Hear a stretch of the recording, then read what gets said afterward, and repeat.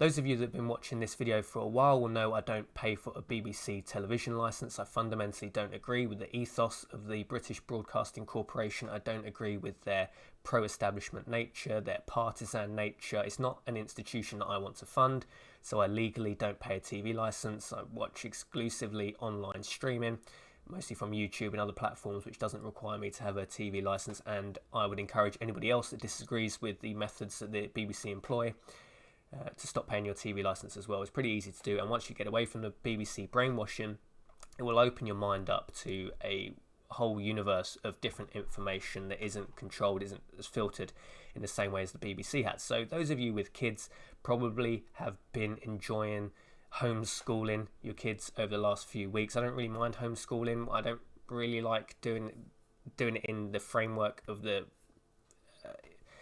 lesson plans that the school send. However, you have to kind of do it in that manner, because unless you're going to permanently take your kid out of school and permanently homeschool, you're kind of going to have to run to the syllabus and the questions and the textbooks that the school are running to.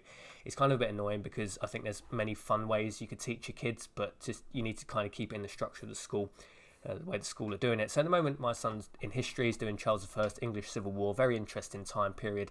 Current leaders, Boris Johnson could probably learn a lot from Charles I, who ultimately had his head cut off. If you're trying to keep too many different fractions from England, Scotland, Ireland happy at the same time, it can end up blowing back on you, and potentially you could end up losing your head. Very interesting time period.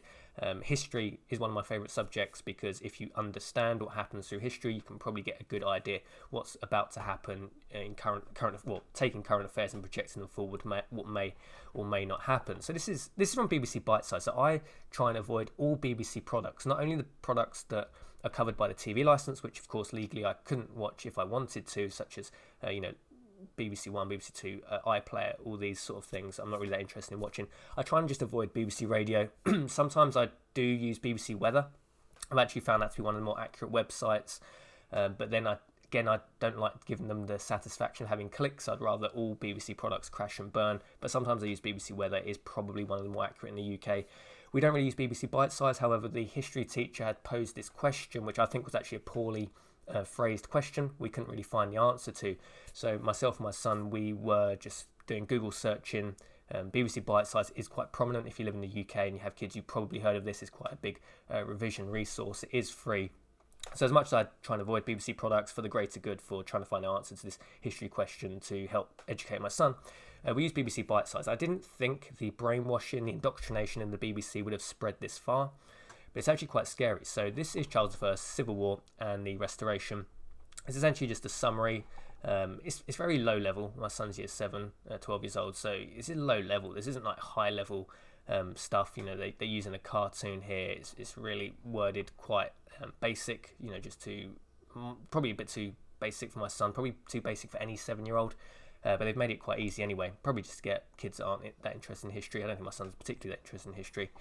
So it's like a seven-page revision thing. We'll go to the final page, page 7, where they essentially summarise what Charles I, what the English Civil War was all about, and they just give you a summary of what's happened, like 3 different views. So essentially, you have the traditionalist view. 19th century Whig historians saw civil war as one more step towards England becoming a successful Protestant democracy. And then when you hit to the next bit, this is where it really opened up my eyes. It's the Marxist view of the Civil War. They've only given you 3 different accounts. So they're giving you the traditionalist view of the Civil War. They're giving you a Marxist view of the Civil War, which actually has no relevance. Marx wasn't around at the time. This is using Marxist theory and then looking back on 17th century England. And then we have the revisionist view of the Civil War, which I think again is quite poorly written. Doesn't really make it's really low level. It's really low level. But the Marxist view of the Civil War. I mean, why is the BBC teaching kids this? I mean, there's no overlap between Karl Marx and Charles I. Charles I executed 1649. Karl Marx was born in 1818. There was a big gap, so that you can't argue, well, Karl Marx was analysing the current affairs. This is just essentially indoctrination. Now, it's wild. It's because even if you were doing degree level like English history, I don't see why you would want to look through English history through the lens of a Marxist. Marxism is a failed ideology. People can can debate that, but every time Marxism has been tried, it's failed. It's failed every time it's been tried. It's ended up terribly. Generally, millions of people die when you try Marxist theory. When you impose Marxist theory on any state, the government is a tyrannical Marxist regime, which there's no other option. There's no peaceful Marxist regime. The only way to do it is through violence, through seizing the means of production, through taking food from one group and giving it to another at the cost of the first group you stole from. This is wild. It's such a poisonous, dangerous, murderous ideology. I don't know why you would want to teach 7-year-old children. Let's read the Marxist view anyway. Marxist historians, which that's just an oxymoron in itself. If you're a historian, how could you possibly support Marxism? It's a failed ideology. It's probably murdered around 200 million people in the 20th century. But we'll read on anyway. Marxist historians believe that all history is class war. They suggest that the Civil War was a war of the middle class. Well, of course they would. It was a war of the middle class merchants and tradesmen against the gentry. The conflict was not a civil war, but the English Revolution, because it was the time when the capitalist middle class seized power in England. Well, there you go. That's the BBC for you. This is why you just can't really trust the BBC around your kids, because you're just doing something as normal as Charles First English Civil War, which is quite an interesting time period anyway. And I have to throw the Marxist view in, which how many kids do you think they get on board just by this indoctrination? Now, hopefully the smarter kids might think, oh, but actually, what is Marxism? Let me Google that. Oh, well, it's this tyrannical, murderous ideology that probably isn't good for me to support. But, most kids just believe what they read on a website, what their teachers tell them. Hopefully not that many teachers are Marxist yet, but there's going to be a lot out there. Most teachers are going to be heading towards the radical left, if not there already.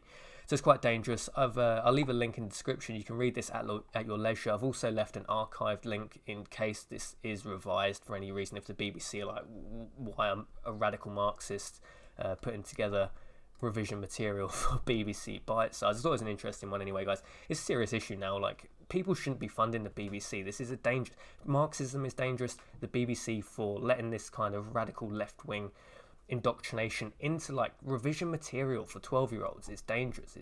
I mean, Marxism is a failed ideology. People that believe in it are failed historians, in my opinion. Just my opinion. May be wrong on that one. I'd love to know your thoughts and opinions. Are you happy that the BBC on a mainstream website for 12-year-olds, year 7s, is pushing a Marxist agenda? I mean, there's no other reason for it. Why would you have, if you're going to have the Marxist view, why not have any other radical political view in there? I mean, traditionalist view, Marxist view, revisionist view. I think it's just weird. I think it's pretty wild. This shocks me. I'm not easily shocked, but just pushing the Marxist agenda on 12-year-olds, year 7s, I thought it was a little bit too much for me. So defund the BBC. This organisation has to go. It's silly now. It's silly. We shouldn't be pushing radical left-wing ideology on our children. It's not going to build a prosperous society for the future. Just my 2 pence. I may be wrong on that. Maybe Marxism is the way forward. If it is, give me a thumbs down. As always, gold is money. Thanks for watching this video. Like, comment, share, subscribe, and I'll see you in the next video.